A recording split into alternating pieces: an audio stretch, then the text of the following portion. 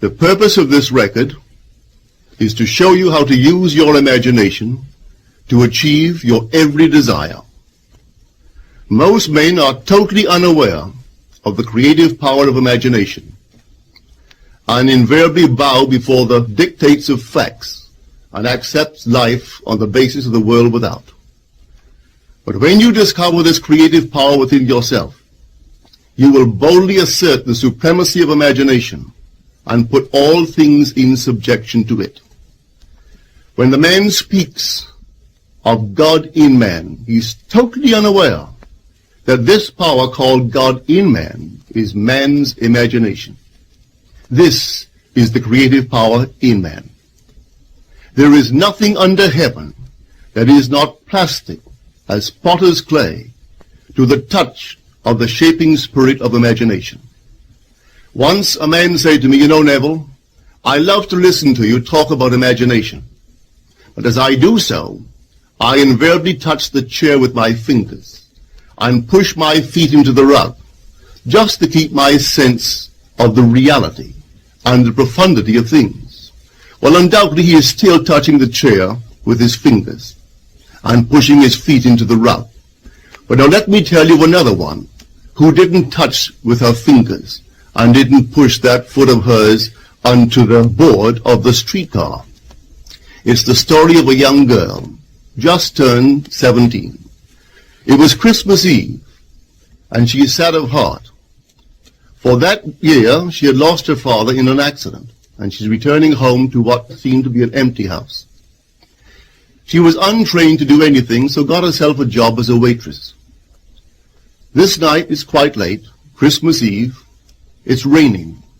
The car is full of laughing boys and girls home for their Christmas vacation. And she couldn't conceal the tears. Luckily for her, as I said, it was raining. So she stuck her face into the heavens to mingle her tears with the rain. And then, holding the rail of the streetcar, this is what she did. She said, "This is not rain, but this is spray from the ocean. And this is not the salt of tears that I taste, but this is the salt of the sea in the wind. And this is not San Diego. This is a ship, and I'm coming into the Bay of Samoa." And there she felt the reality of all that she had imagined. Then came the end of the journey, and all are out. 10 days later, this girl received a letter from a firm in Chicago saying that her aunt, several years before, when she sailed for Europe, deposited with them $3,000 with instructions that if she did not return to America, this money should be paid to her niece. They had just received information of the aunt's death and were now acting upon her instructions. 1 month later, this girl sailed for Samoa. As she came into the bay, it was late that night, and there was salt of the sea in the wind. It wasn't raining, but there was spray in the air, and she actually felt what she felt 1 month before, only this time she had realized her objective. Now this whole record is technique. I want to show you today how to put your wonderful imagination right into the feeling of your wish fulfilled, and let it remain there and fall asleep in that state. And I promise you from my own experience, you will realize the state in which you sleep if you could actually feel yourself right into the situation of your fulfilled desire and continue therein until you fall asleep. As you feel yourself right into it, remain in it until you give it all the tones of reality, until you give it all the sensory vividness of reality. As you do it, in that state, quietly fall into sleep. And in a way you will never know, you could never consciously devise the means that will be employed, you will find yourself moving across a series of events leading you towards the objective realization of this state. Now here is a practical technique. The first thing you do, you must know exactly what you want in this world. when you know exactly what you want, make as lifelike a representation as possible of what you would see and what you would touch and what you would do, and physically moving in such a state. For example, suppose I wanted a home, but I had no money, but I still know what I want. Without taking anything into consideration, I would make as lifelike a representation of the home that I would like, with all the things in it that I would want. And then, this night, as I would go to bed, I would, in a drowsy, sleepy state, the state that borders upon sleep, I would imagine that I am actually in such a house, that were I to step off the bed, I would step upon the floor of that house. Were I to leave this room, I would enter the room that is adjacent to my imagined room in that house. And while I am touching the furniture and feeling it to be solidly real, and while I am moving from one room to the other in my imaginary house, I would go sound asleep in that state. And I know that in a way I could not consciously devise, I would realize my house. I have seen it work time and time again. If I wanted promotion in my business, I would ask myself what additional responsibilities would be mine were I to be given this great promotion. What would I do? What would I say? What would I see? How would I act? And then in my imagination, I would begin to see and touch and do and act as I would outwardly see and touch and act were I in that position. If I now desired the mate of my life, were I now in search of some wonderful girl or some wonderful man, what would I actually find myself doing that would imply that I have found my state? For instance, suppose now I was a lady. One thing I would definitely do, I would wear a wedding ring. I would take my imaginary hands, and I would feel the ring that I would imagine to be there. And I would keep on feeling it until it seemed to me to be solidly real. I would give it all the sensory vividness I am capable of giving anything. And while I am feeling my imaginary ring, which implies I am married, I would sleep. This story is told us in the Song of Songs, or the Song of Solomon. It is said, "At night on my bed, I sought him whom my soul loveth. I found him whom my soul loveth, and I would not let him go until I brought him into my mother's house, right into the chamber of her that conceived me." If I would take that beautiful poem and put it into modern English, into practical language, it would be this: while sitting in my chair, I would feel myself right into the situation of my fulfilled desire. And having felt myself into that state, I would not let it go. I would keep that mood alive, and in that mood I would sleep. That is, taking it right into my mother's chamber, into the chamber of her that conceived me. You know, people are totally unaware of this fantastic power of the imagination. But when man begins to discover this power within him, he never plays the part that he formerly played. He doesn't turn back and become just the reflective life. From here on in, he is the affecter of life. The secret of it is to center your imagination in the feeling of the wish fulfilled and remain therein. For in our capacity to live in the feeling of the wish fulfilled lies our capacity to live the more abundant life. Most of us are afraid to imagine ourselves as important and noble individuals, secure in our contribution to the world, just because at the very moment that we start our assumption, reason and our senses deny the truth of our assumption. We seem to be in the grip of an unconscious urge, which makes us cling desperately to the world of familiar things and resist all that threatens to tear us away from our familiar and seemingly safe moorings. But I appeal to you to try it. If you try it, you will discover this great wisdom of the ancients, for they told it to us in their own strange, wonderful, symbolical form. But unfortunately, you and I misinterpreted their stories and took it for history when they intended it as instruction to simply achieve our every objective. You see, imagination puts us inwardly in touch with a world of states. These states are existent. They are present now. But they are mere possibilities while we think of them. But they become overpoweringly real when we think from them and dwell in them. You know, there's a wide difference between thinking of what you want in this world and thinking from what you want. Let me tell you, when I first heard of this strange and wonderful power of the imagination, it was in 1933 in New York City. An old friend of mine taught it to me. He turned to the 14th of John, and this is what he read.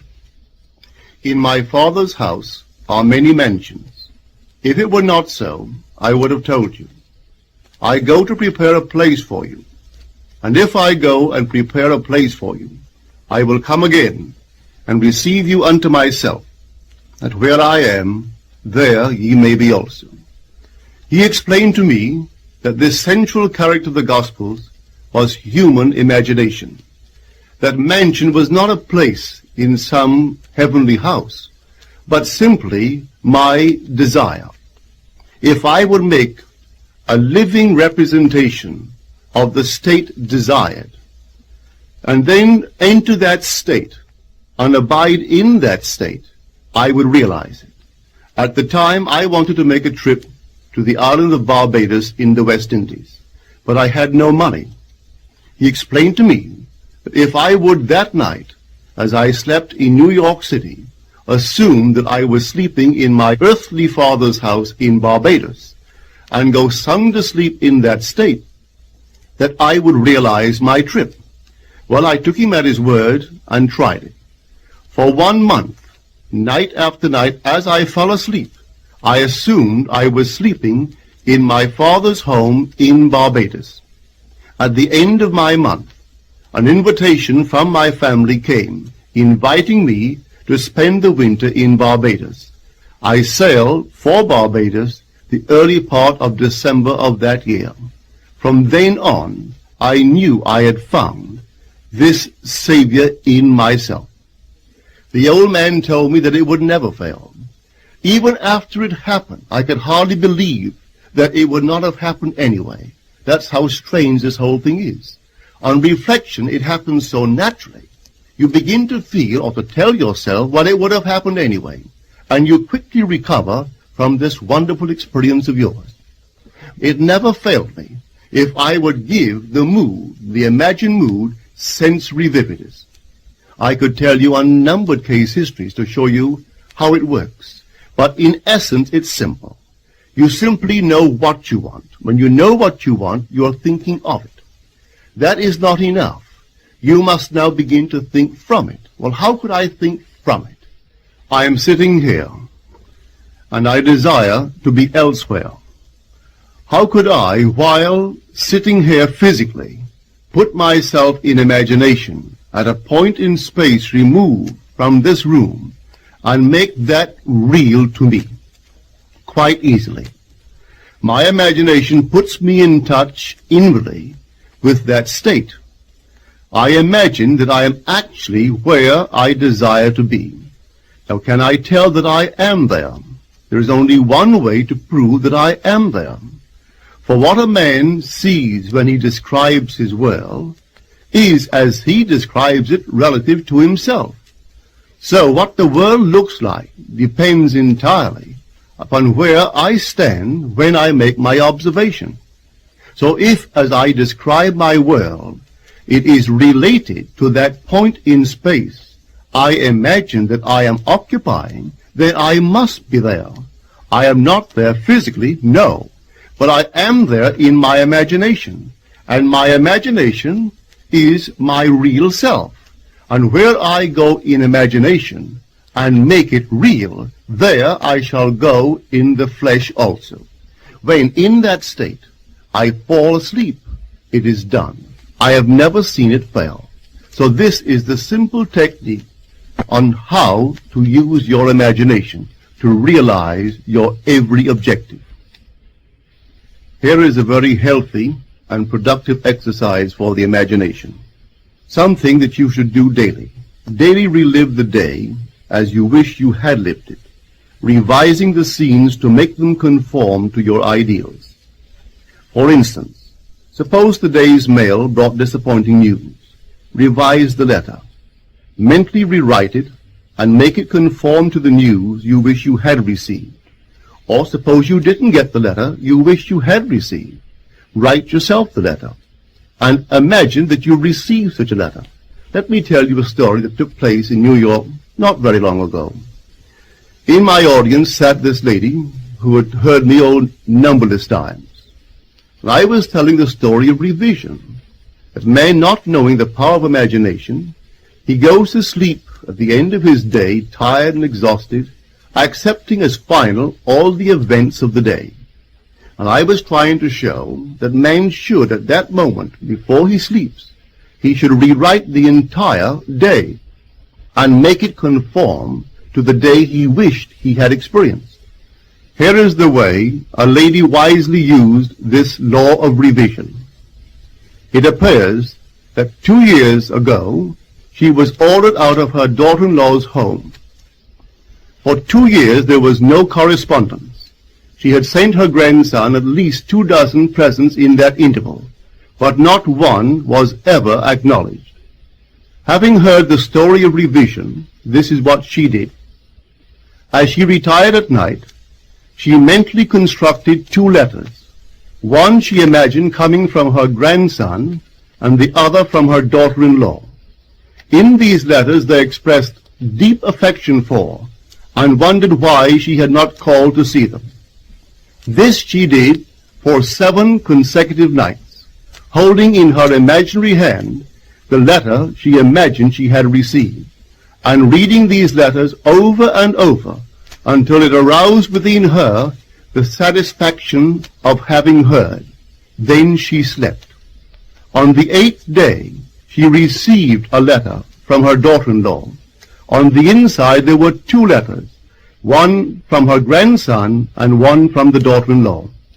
They practically duplicated the imaginary letters that this grandmother had written to herself 8 days before.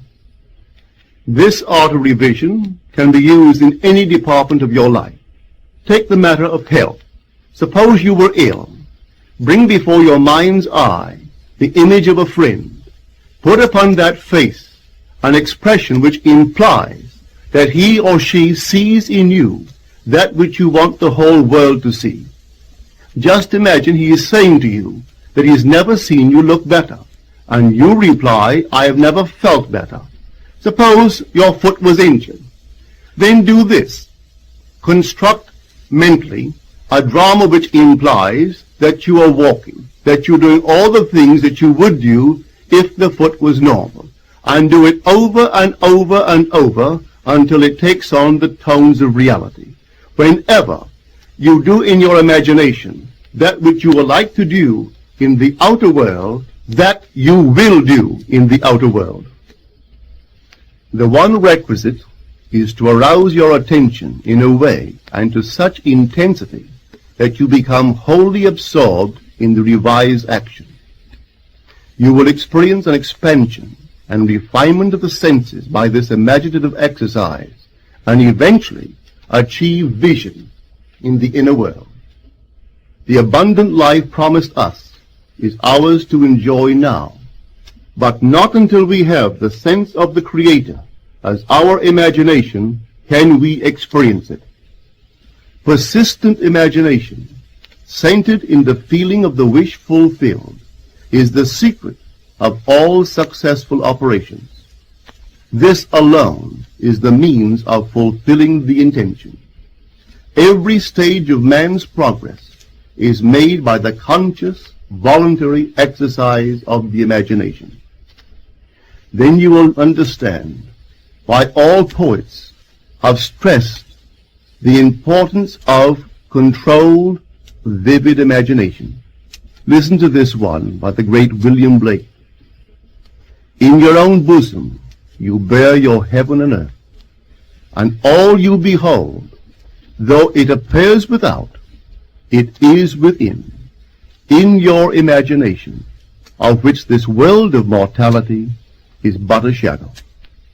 Try it, and you too will prove that your imagination is the creator.